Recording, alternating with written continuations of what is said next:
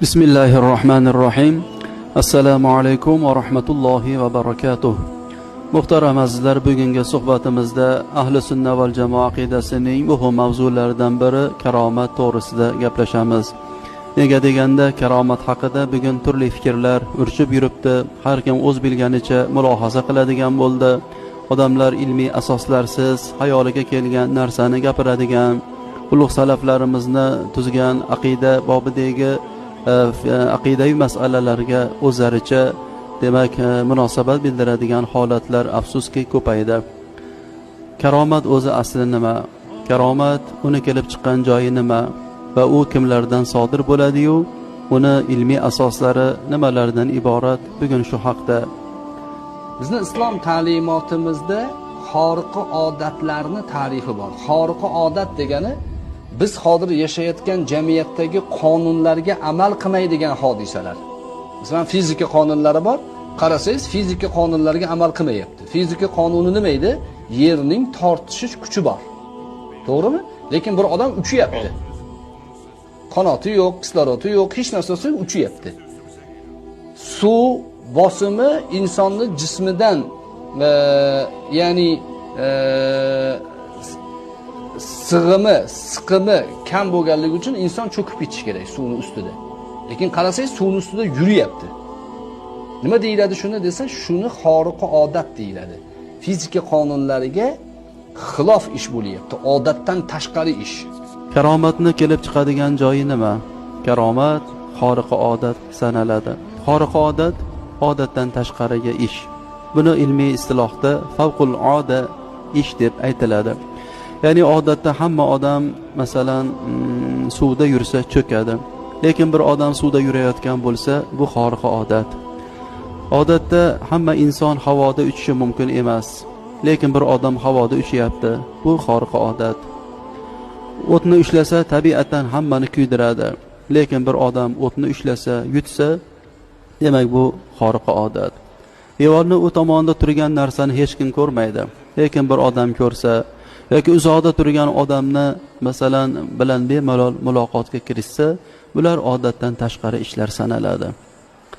Bu xoriqi odatni e'tiqod bobida bir necha turlarga bo'lganlar. Avvalo bu payg'ambarlardan sodir bo'ladi. Payg'ambarlikdan oldin bo'lsa, ya'ni hali vahiy kelmagan payg'ambar, lekin hali vahiy kelmagan. Kelajakda keladi vahiy. Masalan, payg'ambar sollallohu alayhi vasallamga ba'zi rivoyatlarda ko'chada ketayotganlarida toshlar salom aytardi. Assalomu alaykum ya Rasululloh deyishardi. Assalomu alayka ya Habiballoh deyishardi. Toshlar. Bular xoriqi odatlar. Nabiy sollallohu alayhi vasallamni farishtalardan 3tasi kelib, muborak ko'kraklarini yorib, yuraklarini chiqarib, ichidagi qonni tozalab, suv bilan yuvib qaytadan tikib ketishgan. Shaqqu sodir masalasi. Hali payg'ambar emas. Bu nima bu? Odatdan tashqari ish. O'sha davrga ko'ra qonuniyatlarga zid ish. Endi hozir yurakni operatsiya qilish bo'lyapti, lekin u o'sha shaytonning nasibasini olib tashlash masalasi. Xoriqi odat nima deyiladi desa, shuni irxos deyiladi. Irxos, sufi Alloh buni alohida kelgan. Payg'ambarlikdan oldin xoriqi odat, payg'ambar kelajakda payg'ambar bo'ladigan odamlardan sodir bo'lsa nima bo'ladi desa, uni irxos deyiladi. Ahli sunna val jamoa aqidasi bo'yicha payg'ambardan sodir bo'lgan xoriqi odatni mo'jiza deymiz. Qaysi bir payg'ambar mana har bir keltirgan mo'jizalar inson ojiz qoladi. Oddiy insonni qo'lidan kelmaydi. Odatda ozgina taomni hech kim ko'paytira olmaydi. Bir xo'plam suvni yuzlab odam ichsa, yetishi mutlaqo mumkin emas. Zahar ta'sir qilmasligi mumkin emas. Bu kabi ishlar oyni ikkiga bo'lish mumkin emas. O'likni tirgizish mumkin emas.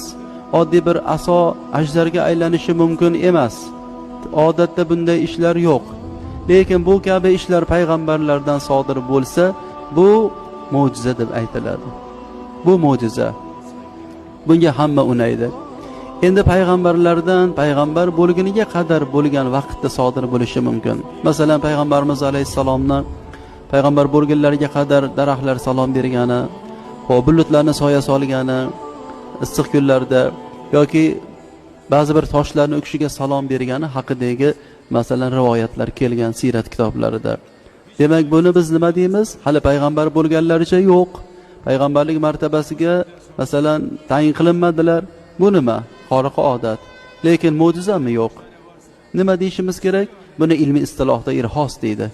Irhos bir ishni puxta mukammal bo'lmoqligi. Ya'ni bu irhos ham asli ba'zi ulamolar qoshida mo'jizani taxtiga kiradi. Endi xoriqa odat Allohning do'stlaridan sodir bo'ladigan bo'lsa, uning nomini karomat deyiladi. Allohning do'stlari istiqomatdagi odam bo'lish kerak. Ya'ni asl karomat istiqomat. Siz Alloh buyurgan farzlarni ado qilib, vojiblarni joyiga keltirib, sunnatlarga amal qilib, hatto mustahab amallarni ham mahkam ushlab borsangiz, ma'lum bir muddatdan keyin Alloh taolo sizga qurbat beradi va boshqalarda sodir bo'lmagan farosat sizda bo'ladi. Boshqalarga bermagan ilhomni sizga beradi. Boshqalar ko'rmagan narsani siz ko'rasiz. Bu riyozat talab qiladi. Tahajjudni tark qilmasligingiz kerak. Doim tahoratda yuring, doim tilingiz zikrda bo'lsin, qalbingiz g'ofil bo'lmasin. Har insonga manfaatingiz tegib tursin. Ko'p viloyatni shartlari bor. Shuning uchun tasavvuf ahllari bu sohada talaba yetishtirishgan. Ya'ni maqsad odamlarga qandaydir xoriqa odat, qonundan tashqari, ya'ni fizika qonunlaridan ustun bir kuchga ega bo'lishlik xususiyatini o'rgatmaydi. Ular shunday karomat ga loyiq tarbiya qilishadiki, o'sha karomatini berkitadi. Avliyo odam o'zining avliyoligini bilmagan odam. Men avliyoman degan odam yo jinni odam yoki maqtanchoq odam. Avliyo odam o'zini berkitadi. O'shanaqa hodisa bo'lsa, uni avliyolardan, Allohning do'stlaridan sodir bo'lganligi uchun karomat deyiladi. U karomat bo'lgan. Ba'zilar shuni inkor qilishi mumkin, ishonmasligi mumkin, lekin bo'lishi mumkinligini ham e'tibordan chetda qo'ymaslik kerak. Ahli sunna val jamoada karomatul avliyo haqqun deyiladi. Avliyolarning karomati haq. Karomat lug'atda hurmat degani. Alloh taolo uni karomatni inson o'zi xohlagan paytda ko'rsatmaydi. Alloh beradi, ko'rinadi.